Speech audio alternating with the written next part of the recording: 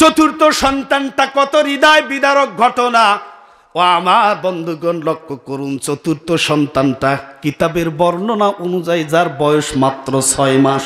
ওরে সন্তান, তোমাকেই বলছি, ওরে যুবক, তোমাকে বলতে চাই, তোমার মা এরকম করে গলা কাটা মুরগির মতো ছটপট করে কান্না করে করে তোমার বাবার কাছ থেকে, তোমার দাদার কাছ থেকে, দাদির কাছ থেকে বিদায় নিয়ে মা চলে গেল। পাড়া প্রতিবেশীর মাথায় 1 ফোঁটা করে তেল ঢেলে দেয় আর বলে, আরে পাড়া প্রতিবেশী, আমি যাচ্ছি আমার এই গর্ভের সন্তানকে প্রসব করার জন্য, আমি যাচ্ছি আমার বাবার বাড়িতে, জানি না ওখানেই আমার মৃত্যু হবে কিনা। যদি আমার মৃত্যু হয়ে যায় তোমরা আমাকে ক্ষমা করে দিও। যদি আমার মৃত্যু হয়ে যায় তোমরা আমার জন্য দোয়া খায়ের করো। আল্লাহ বলছেন, ইন্নাল্লাযিনা ক্বালু রাব্বুনাল্লাহ, নিশ্চয়ই যারা বলে আল্লাহ আপনি আমাদের প্রতিপালক, ওই রবের কথাটা প্রতিনিয়তই আমরা বলে থাকি, নামাজের মধ্যেও বলি, কথা বলেন ঠিক না বেঠিক? কবরের মধ্যে যখন যাব তখনও আমাদের রবের সাথে রবের নাম উচ্চারণ হয় না, কি হয় না? সব জায়গাতে রব, রব ছাড়া কোনো কথা আছে কি? তিনি আমাদেরকে কেবল পার করতে পারেন, তিনি যদি দয়ার পরবশ হন, তিনি যদি আমাদের প্রতি দয়া করেন, তবেই কেবলমাত্র আমরা জান্নাত অর্জন করতে পারবো। আর তিনি যদি আমাদের প্রতি দয়াশীল না হন, যদি কাখার রূপ ধারণ করে, আল্লাহর কসম করে বলতেছি, ওই দিনে কোনো মানুষ জান্নাতের ঘ্রাণ পর্যন্ত পাবে না। আওয়াজ দিয়ে বলুন নাউযুবিল্লাহ। এই জন্য আল্লাহ রাব্বুল আলামিন বললেন, ইন্নাল্লাযিনা ক্বালু রাব্বুনাল্লাহ, নিশ্চয়ই যারা বলে হে আল্লাহ আপনি আমাদের প্রতিপালক, সুম্মাস্তাকামু, অতঃপর তার উপর অবিচল এবং অটল থাকে। কিরকম অবিচল এবং অটল থাকে? তাফসীরের কিতাব থেকে বর্ণনা করছি, কোনো বানানো কিসসা কাহিনী বলতে চাই না। ফেরাউন নাম শুনছেন নাকি শোনেন নাই? ফেরাউনের নাম শোনেন নাই? কে কে হাত তোলেন তো একটু। আমি বুঝতে পারি না। ওই ফেরাউনের বাড়ির দাসী, দাসীর কাজ হলো ফেরাউন কন্যার মাথার চুল আঁচড়ে দেওয়া। ফেরাউন কন্যার সৌন্দর্য বৃদ্ধি করার জন্য ওই দাসী সদা সর্বদা ফেরাউনের কন্যার পাশেই থাকে। তার কাজে একটা, ফেরাউনের কন্যা যেখানে থাকবে, যেইভাবে থাকবে, কখন কি চাইবে, যদি পানির গ্লাস চায় তাহলে পানির গ্লাস নিয়ে দিতে হবে, যদি চশমা চায় তাহলে চশমাটা পরাইয়ে দেওয়া লাগবে, যদি জুতা স্যান্ডেলটা চায় তাহলে সেটাও পরাইয়ে দেওয়া লাগবে। ওই দাসী একদিন হঠাৎ করে যখন ফেরাউন কন্যা মাথা আঁচড়ানোর কাজ করছে, চুল সেতি করার কাজ করছে, চুলের সৌন্দর্য বৃদ্ধি করার জন্য কাজ করতেছে, কাজ করতে করতে ফেরাউনের সেই দাসী, কন্যার সেই দাসীটা তখন মাথার চুলটা আশ্রয় দিচ্ছেন। আশ্রয় দিতে দিতে হঠাৎ করে হাত থেকে চিরুনিটা মাটিতে পড়ে গেছে। পড়ে যাওয়ার পর বলতেছে, বিসমিল্লাহ, আল্লাহু আকবার। কি বলছে? কেবল শুধু বলেছে বিসমিল্লাহ, আল্লাহু আকবার। একজন আল্লাহর গোলাম, আল্লাহর দাস, যখন তার হাত থেকে চিরুনিটা মাটিতে পড়ে গেছে, চিরুনিটা তোলার সময় বলতেছে বিসমিল্লাহ, আল্লাহু আকবার। বলেন তো এই আল্লাহু আকবার কাদের ধ্বনি? আওয়াজ করে বলুন, কার ধ্বনি? আরো জোরে একটু কোন না, কার ধ্বনি? আরে কিছু জাতীয় মানুষ যে বলতেছে এটা নাকি কোন দলের ধ্বনি? আল্লাহর ধ্বনি। কয় বোতল খাসে?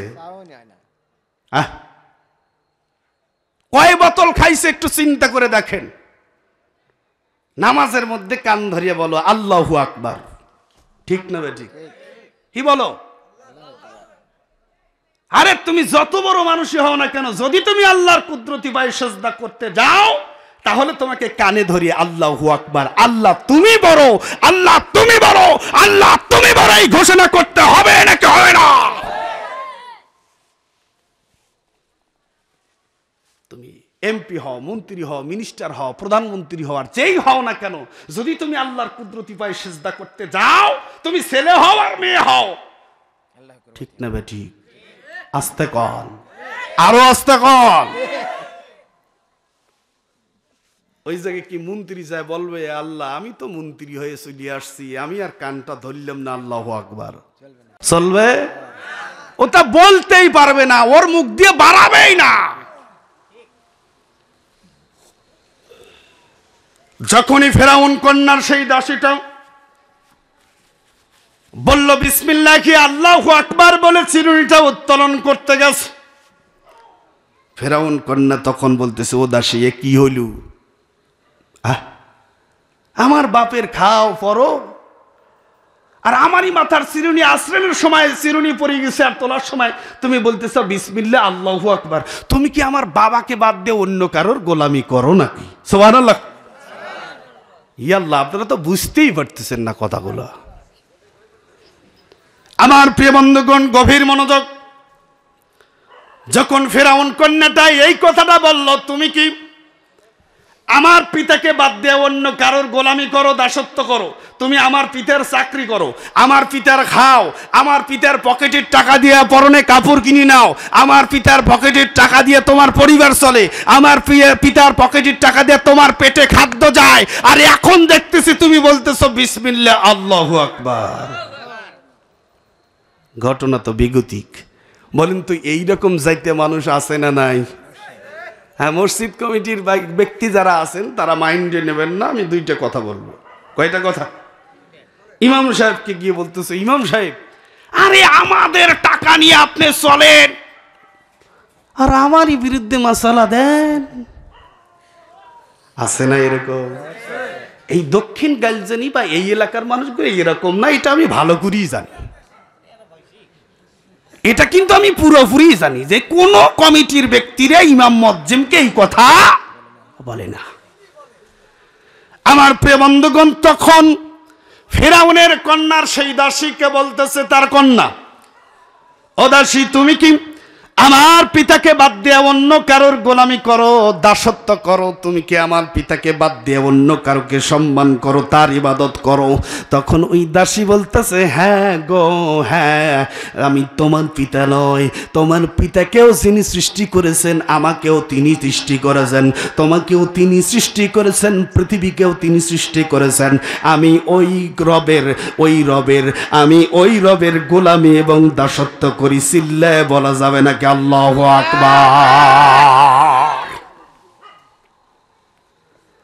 আমার বন্ধুগণ লক্ষ্য করুন, যখন ফেরাউনের দাসীটা এই কথাটা বলে ফেলল নির্ভয়ে, কোনো ভয় নাই, ভয় ছাড়া। দেখবেন অনেক মসজিদের ইমাম সাহেব বলে যে হ্যাঁ সভাপতি সাহেব আমি আপনার দা খাইও না পড়িও না, আমি যার খাই যার পড়ি যার গোলামি করি তার কথা বলতে আসছি, কথা আমি বলেই যাব, আপনি পারলে আমাকে রাখেন, না পারলে আসসালামু আলাইকুম। কথা বলেন ঠিক না বেটা? এই সামনের দিকে একটু চাইপে আসুন তো, আমি জানি আপনাদের এই প্যান্ডেলে জায়গা হওয়ার কথা নয়, সামনের দিকে একটু চাইপে বসেন, জিকির করুন লা ইলাহা লা ইলাহা হয় না লা ইলাহা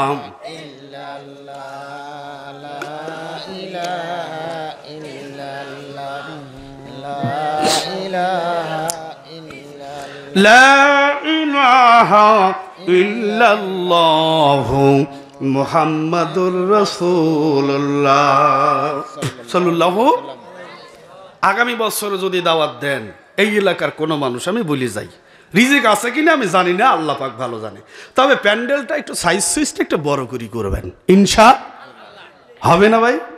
এই যুবক ভাই যারা আসা তারা একটু দেখিয়ে রাখো যে এই বক্তা যদি তোমরা আনতে চাও তাহলে প্যান্ডেলটা একটু বড় সড়ো করে করা লাগবে, ইনশাল্লাহ বলেন।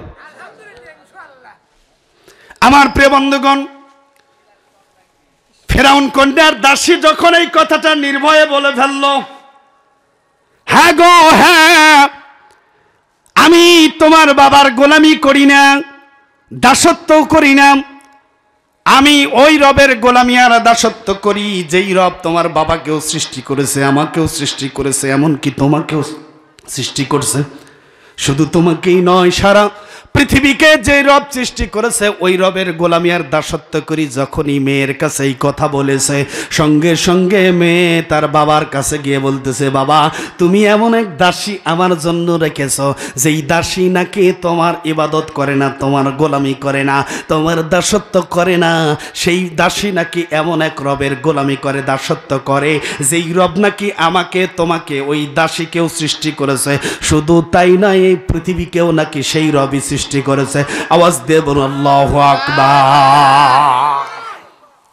এইরকম যাইতিয়া কিছু মানুষ পৃথিবীতেও আছে, যায়া তাদের আপন গোত্রীয় মানুষকে বলি দেয়, আজকের বক্তা অথবা মসজিদের ইমাম সাহেব যেই কথা বলিয়েছে তাতে তোমাদেরকে ধুয়ে পাগারে নামায় দিয়েছে।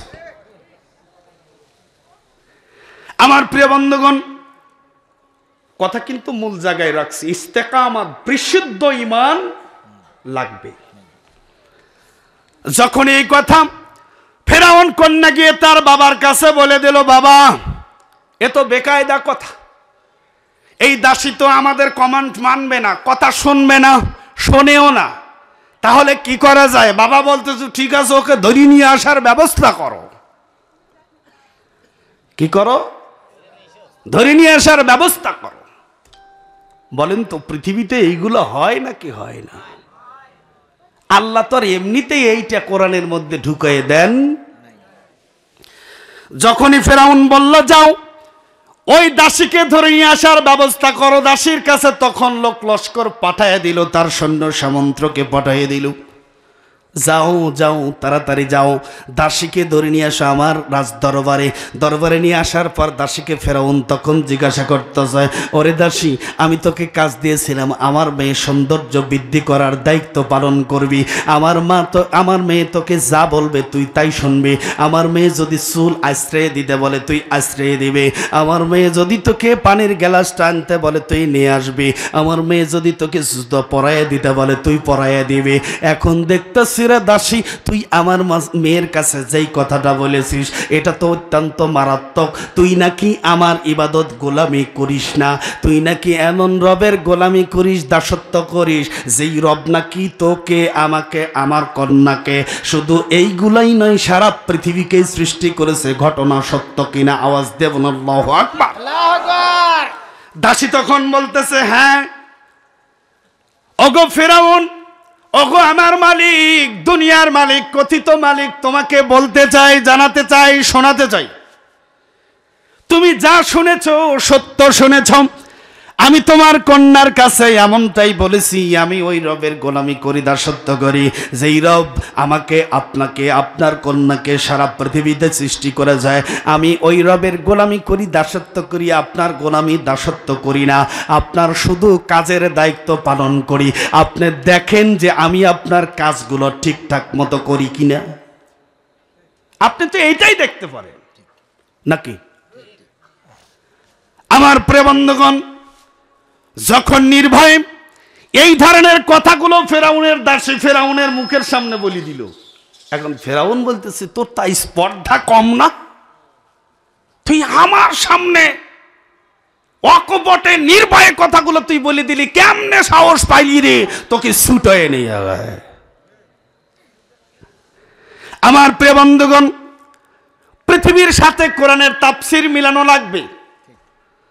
আল্লাহ রাব্বুল আলামিন কোরআনকে নাজিল করেছেন, ধারাবাহিকভাবে দেন নাই, দিছেন কিভাবে শুনে নেন। অনেক বক্তা নিয়ে এসেছেন, আলোচনাও করেছে, কিন্তু এই ধরনের কথা বলেছে কিনা আমার জানা নাই। কোরআন আল্লাহ নাজিল করেছেন যখন যেই ঘটনা এসেছে, যখন যেই ঘটনার উদ্ভব ঘটেছে, আবির্ভাব ঘটেছে, অথবা আমার আল্লাহ মনে করেছেন যে এই ঘটনাটা হয়তো ঘটবে, ওই ঘটনা প্রসঙ্গে আল্লাহ রাব্বুল আলামিন কোরআন নামক শ্রেষ্ঠ কনস্টিটিউশন সঙ্গে সঙ্গে নাজিল করে দিয়েছেন। আওয়াজ দিয়ে বলুন সুবহানাল্লাহ। আর আমাদের সমাজে এখন সুদ ঘুষ দুর্নীতি দিয়ে ভরপুর। কি দিয়া? আমাদের ওয়াইজিন ভাইয়েরা যারা আছি, মসজিদের ইমাম খতিব সাহেব যারা আছি, এই বিষয়গুলো নিয়ে খুবই অনীহা প্রকাশ করে এমন কিছু আলোচনা করি যায় যেই আলোচনার কিছু ভিত্তি খুঁজতে গেলে কোরআনেই পাওয়া যায় না, হাদিসেও পাওয়া যায় না। কথা বলেন ঠিক না ব্যাঠি? আমার প্রিয় বন্ধুগণ, ফেরাউনের দাসী যখন এই কথাটা বলল, ফেরাউনের মাথা তখন নষ্ট হয়ে গেল। নষ্ট হয়ে যাওয়ার পর তখন বলতেছে, রে দাসী, তুই জানিস কিনা আমার সামনে যেই কথাটা বললি, এই রাজ্যের কোনো মানুষ আমার দিকে মুখ তুলে কথা বলতে পারে না, আমার চোখের সামনে চোখ রেখে কথা বলতে পারে না। আমার চোখের সামনে চোখ রেখে মুখের উপর মুখ রেখে যদি কেউ কথা বলে, তার জন্য আমি শাস্তির ব্যবস্থা করে দেই। তুই জানিস কিনা? বলতেছে, হ্যাঁ জানি। ফেরাউন তখন বলতেছে, দাসী রে, তুই জানিস, তাহলে বললি কেন? কারণ হচ্ছে, দাসী তখন বলতেছে, আমি রবের গোলামি করি আর দাসত্ব করি। ও ফেরাউন, আমি তোমার গোলামি আর দাসত্ব যেহেতু করি না, আমি ওই রবের গোলামি আর দাসত্ব দিয়ে আমি আমার জীবনটাকে সাজাতে চাই। ফেরাউন তখন বলতেছে, শোন রে দাসী, শোন, যদি তুই এই কথার উপর অবিচল আর অটল থাকিস, তাহলে তোকে হত্যা করা হবে। ফেরাউনের দাসী তখন বলতেছে, তুমি যদি আমাকে হত্যাও করে ফেলো, তাহলে আমি বিন্দুমাত্র চিন্তা করব না। তাফসীরের কিতাবের মধ্যে উল্লেখ, ওই মহিলাটার চারটা সন্তান। ফেরাউন তখন বলল, যাও রে যাও, ও আমার সৈন্য লোক লস্করেরা, তোমরা চলে যাও। যেহেতু এই মহিলাটার 4টা সন্তান আছে, ওদেরকে ধরে নিয়ে আসো। ওদের উপরে নির্যাতন করলে অবশ্যই এই দাসী ওই কথা থেকে রাস্তা চেঞ্জ করে চলে আসবে। আওয়াজ দিয়ে বলুন নাউযুবিল্লাহ। এই কথা বলার পর তখন লোক লস্কর চলে গেল তার 4টা সন্তানকে আনার জন্য। সন্তান 4টাকে নিয়ে এসে তখন দাসীকে বলতেছি, দাসী রে, তুই শুনে নে, তোকে নির্যাতন করব, পরে আস্তে আস্তে করে তোকে যন্ত্রণা দেব, কষ্ট দেব, তারপরে তোকে হত্যা করব। প্রথমে শুরু করো তার বড় সন্তানকে দিয়া। বলেন তো, কোনো বাবা মায়ের সামনে যদি এই রকম কোনো জালেম ওই তার সন্তানকে কষ্ট দেয়, বলেন তো ওই পিতামাতা কি সেইটা মানে নিতে পারে? পারে কি? আহারে পৃথিবীর ইমানদারের নাম, তোমরা ওয়াজের মাঠে সেই কথাটা বুঝতে পারো যে কোনো পিতামাতার সামনে সন্তানকে কষ্ট দিলে পিতামাতার কষ্ট হয়। অথচ এই পৃথিবীতে কি তোমরা চোখ বুলাইয়া দেখো না, কত মায়ের বুক খালি করে দিল, কত বাবার বুকটা খালি করে দিল, কত সন্তানকে ইয়াতিম করে দিল, কত সন্তান বাবাকে আর বাবা বলে ডাকতে পারে না, কত সন্তান বাবার হসপিটালের বারান্দায় শুধু ঘুরতে থাকে, বাবা অসুস্থ, বাবা হসপিটালে ভর্তি থাকে। অথচ এই পৃথিবীর কথিত আদালত, পৃথিবীর কথিত হসপিটাল, পৃথিবীর কথিত আইন তাদেরকে ভিতরে প্রবেশ করতে পর্যন্ত দেয় নাই। আওয়াজ দিয়ে বলুন কথাটা ঠিক না ব্যাঠি? ওই বাবার মৃত্যু লাশটা যখন সন্তানদেরকে এইরকম বারান্দায় পায়চারি করা অবস্থায় বাবার মৃত্যু লাশ যখন উপহার দেয়, ও পৃথিবীর ইমানদার মুসলমান, তোমাদেরকে বলতে চাই, এই জালসার ময়দানে এসে, জালসার মাঠে এসে কথাটা তোমরা বুঝতে পারো, অথচ সময় মতো তোমরা সেইটা বুঝলা না। কত ইমানদার মায়ের বুক খালি হয়ে গেল তোমরা দেখলা না, কত ইমানদার বাবার বুকও খালি হয়ে গেল তোমরা দেখলা না, কত ইমানদার মানুষ বাবা হারাইল তোমরা দেখলা না, কত ইমানদার মানুষগুলো ইয়াতীম হয়ে গেল তোমরা দেখলা না, দেখো নাই।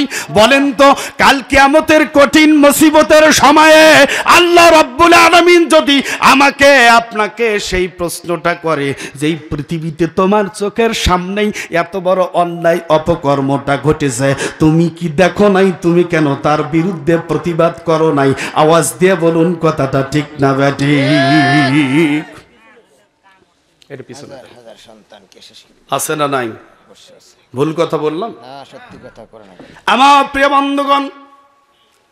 তখন ফেরাউন তার লোক লস্করকে অর্ডার করে দিচ্ছে, যাও যাও যাও, তোমরা আগুন জ্বালাও, তেল গরম করো। আগুন জ্বালাও আর তেল গরম করো, তেলের ড্যাক তুলে দাও, তেলের পাতিল তুলে দাও। এই যে কয়েকদিন পূর্বে পুষ মাসের শীতের দিন গেল, খেজুরের রস জাল করেছে। কথা বলেন ঠিক না ঠিক? খেজুরের রস জাল করার সময় সারাদিন পর্যন্ত খড়ি দিয়ে লাকড়ি দিয়ে জাল করে করে 10 লিটার খেজুরের রস থেকে 1.5 কেজি গুড় তৈরি করেছে। কথা বলেন ঠিক কিনা? আরে খেজুরের রস দিয়ে তো মসমস করে রুটি খাইয়ে ফেলা দিলা, ঠিক না? খেজুরের পাটালি গুড় দিয়ে তো মসমস করে পায়াস খাইয়ে ফেলা দিলা। জামাই নিয়ে এসে দুধের পিঠাও খাওয়াই দিলাম, কিন্তু একটা বারও তো চিন্তা করে দেখলে না যে খেজুর গাছে উঠলো কখন, ওই ডালপালাগুলো ছাটলো কখন, ওই রসটাকে আবার নাবাইলো কখন, আবার চুলাতে তুললো কিভাবে, জাল দিল কিভাবে, তারপরে ওইটা গুড়ে রূপান্তর হইল কি করিয়া? আওয়াজ দিয়ে বলুন ঠিক না ব্যাঠিক? জাল যদি কম করে দেয় তাহলে কি গুড় হবে?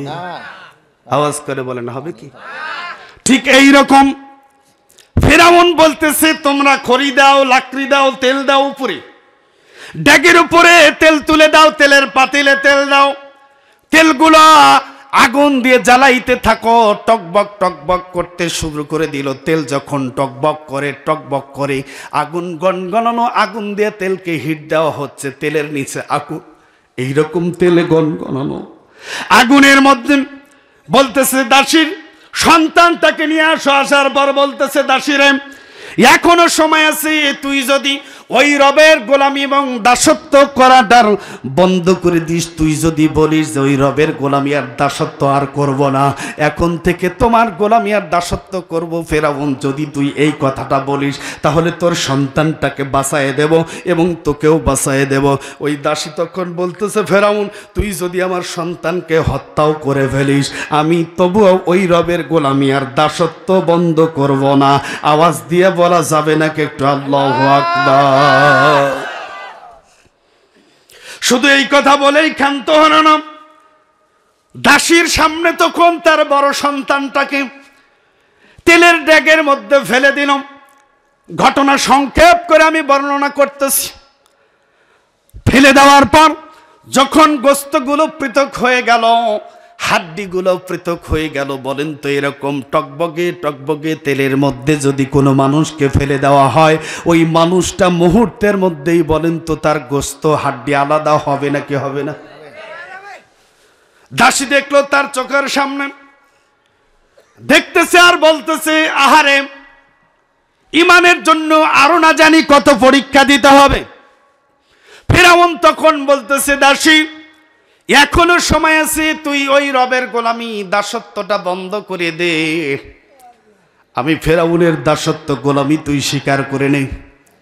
দাসী বলতেছে ফেরাউন এটা কখনো সম্ভব নয়, আমি এটা করতে পারবো না। বলতেছে তাহলে তোর দ্বিতীয় সন্তানটাকেও তোর চোখের সামনে হত্যা করে ফেলবো, তুই দেখতে থাক। ব্রাহ্মণী এই কথাটা বলল, বলার পর তার সৈন্য সামন্তকে বলতেছে যাও রে যাও, ওই দাসীর দ্বিতীয় সন্তানটাকে তোমরা নিয়ে আসো, আর ওই দাসীর সামনে দাঁড় করায়া, তেলের সামনে দাঁড় করায় আবারও ওর কাছ থেকে জবানবন্দি নিতে থাকো।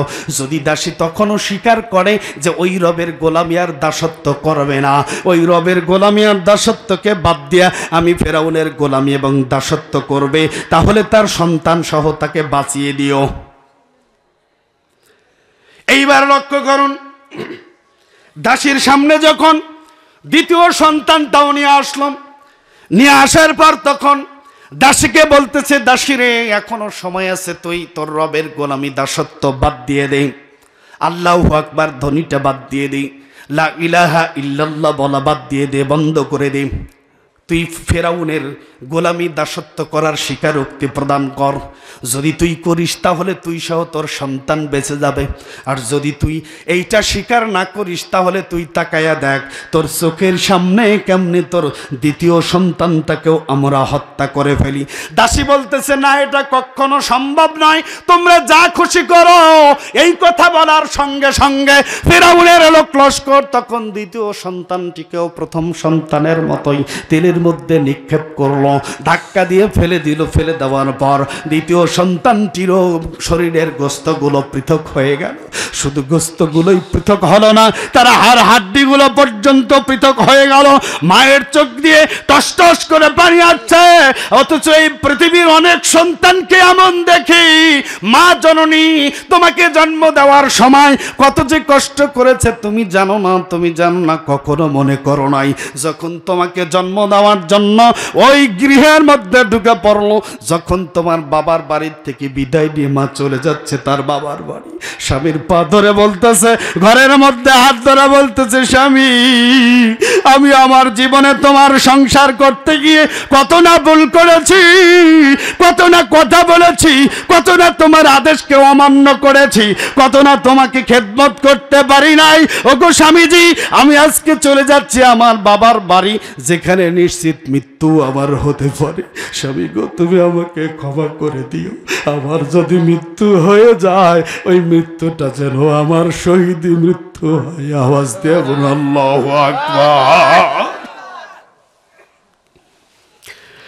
এইভাবে মা জননী কেন্দ্রে কেন্দ্রে, ওরে সন্তান তোমাকেই বলছি, ওরে যুবক তোমাকে বলতে চাই, তোমার মা এরকম করে গলা কাটা মুরগির মতো ছটপট করে কান্না করে করে তোমার বাবার কাছ থেকে, তোমার দাদার কাছ থেকে, দাদির কাছ থেকে বিদায় নিয়ে মা চলে গেল। পাড়া প্রতিবেশীর মাথায় এক ফোঁটা করে তেল ঢেলে দেয় আর বলে, আহারে পাড়া প্রতিবেশী, আমি যাচ্ছি আমার এই গর্বের সন্তানকে প্রসব করার জন্য, আমি যাচ্ছি আমার বাবার বাড়িতে, জানি না ওখানেই আমার মৃত্যু হবে কিনা। যদি আমার মৃত্যু হয়ে যায় তোমরা আমাকে ক্ষমা করে দিও। যদি আমার মৃত্যু হয়ে যায় তোমরা আমার জন্য দোয়া খায়ের করো। এইভাবে দুঃখে দুঃখে খেতে খেতে মা জননী যখন বিদায় নিয়ে চলে যায়, কত মা তো ওই সন্তান প্রসব করতে গিয়ে ওই বাড়িতে অথবা হসপিটালের বেডে মৃত্যুবরণ করে। কত মায়ের লাশ তো ঘাড়ে করে চলে আসে। শুধু মায়ের লাশই নয়, কত সন্তান সহ মা মৃত্যুবরণ করে না কি করে না?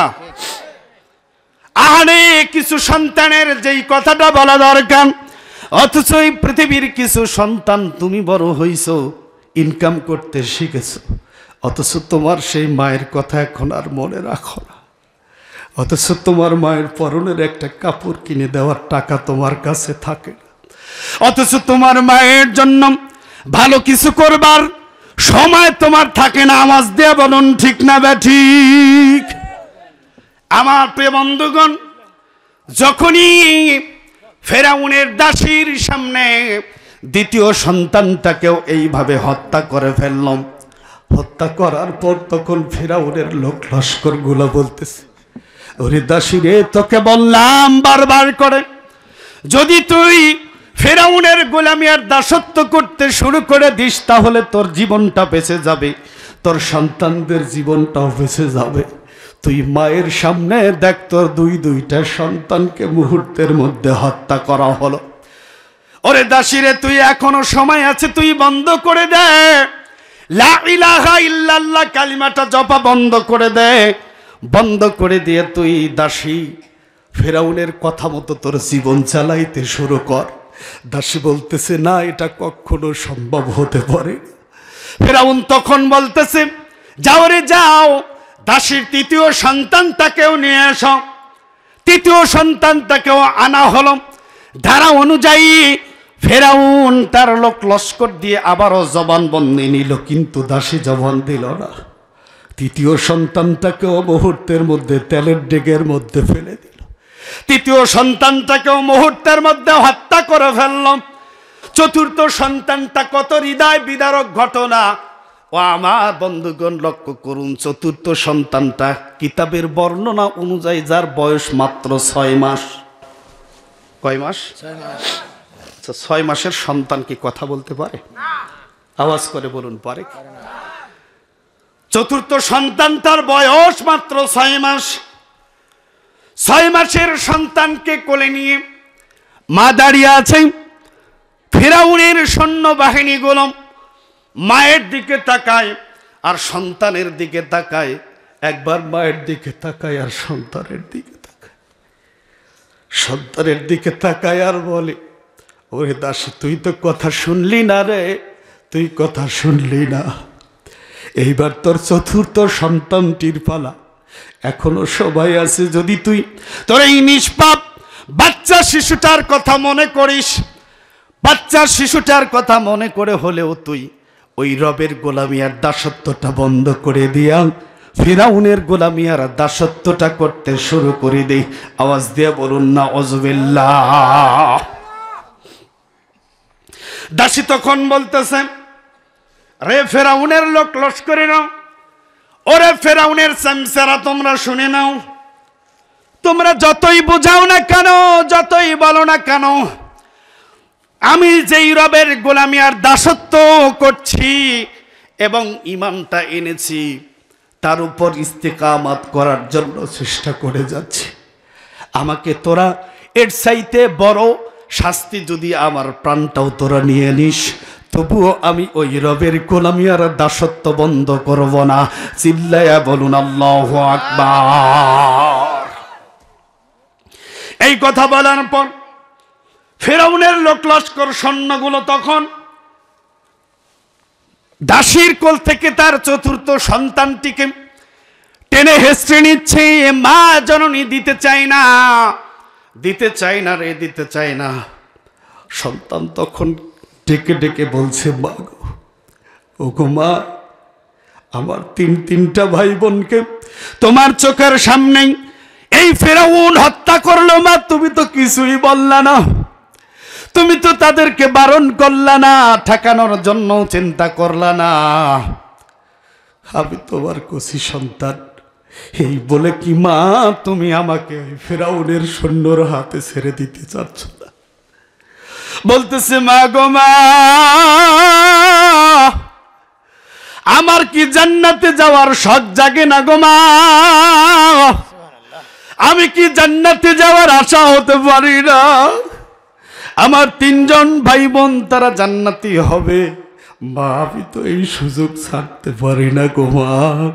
শুধু আমি নয়, তোমাকে তো এই সুযোগ থেকে বঞ্চিত করতে পারি না।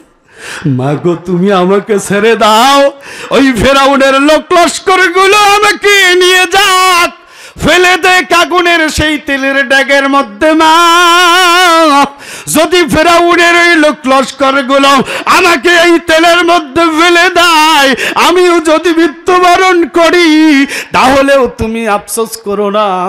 6 মাস বয়সী সন্তানের কথা শুনে মা জননী দুঃখে দুঃখে তখন অঝোর নয়নে কাঁদতে শুরু করে। ও পৃথিবীর ইমানদার মুসলমান, যুগ যুগ ধরে অসংখ্য নবী এবং রাসূল, ফেরাউনের সাথে তো আল্লাহ রাব্বুল আলামিন মুসা নবীকে প্রেরণ করে দিলেন। ফেরাউনের দাসী তখন বলতেছে, যা তোরা আমার কোলের সন্তানটাকেও নিয়েছে। সন্তানের মুখের দিকে তাকায় আর আরশের দিকে তাকায়, মা জননী চোখের পানি ছেড়ে দিয়ে কান্দে আর দুঃখে দুঃখে বলে, ওগো মাবুদ, তোমার গোলামি আর দাসত্ব করার জন্য আমার উপরে যেই নির্যাতন নিপীড়ন চালাচ্ছে গো আল্লাহ, তুমি কি এর একটা ব্যবস্থা করো না? এই কথা বলার পর ফেরাউনের লোক লস্করগুলো তখন তার চতুর্থ সন্তানটাকেও ফেলে দিল। আহারে ওই জনম দুঃখিনী মায়ের সামনে চতুর্থ সন্তানটাও যখন ছটপট করে গলা কাটা মুরগির মতো যখন মৃত্যুবরণ করল, গোশত মাংসগুলো পৃথক হয়ে গেল, হাড্ডিগুলো আলাদা হয়ে গেল। এইবার ফেরাউন বাহিনীর মানুষগুলো বলতেছে, রে দাসী, তোর 4টা সন্তান চলে গেছে, এবার তোর পালা। যদি তুই এখনো ওই রবের গোলামি আর দাসত্ব যদি বন্ধ করে দিস, ফিরাউনের গোলামি আর দাসত্বটা যদি তুই স্বীকার করে নিস, তাহলে তোর জীবনটা বেঁচে যাবে। ফিরাউনের দাসী বলতেছে, রে ও ফিরাউনের সৈন্য সামন্তরা, তোরা শুনে, আমি ওই রকম মানের দাসী নয়, ওই রকম আল্লাহর গোলাম নয় যে আমি আমার সন্তানদের রক্তের সাথে বেঈমানি করব। আমি করতে পারি না। আমাকেও তোরা হত্যা করতে চাইলে হত্যা করে ফেল, আমি তবুও আমার রবের গোলামি দাসত্বর কালিমা ছাড়তে পারবো না। বলুন লা ইলাহা ইল্লাল্লাহ।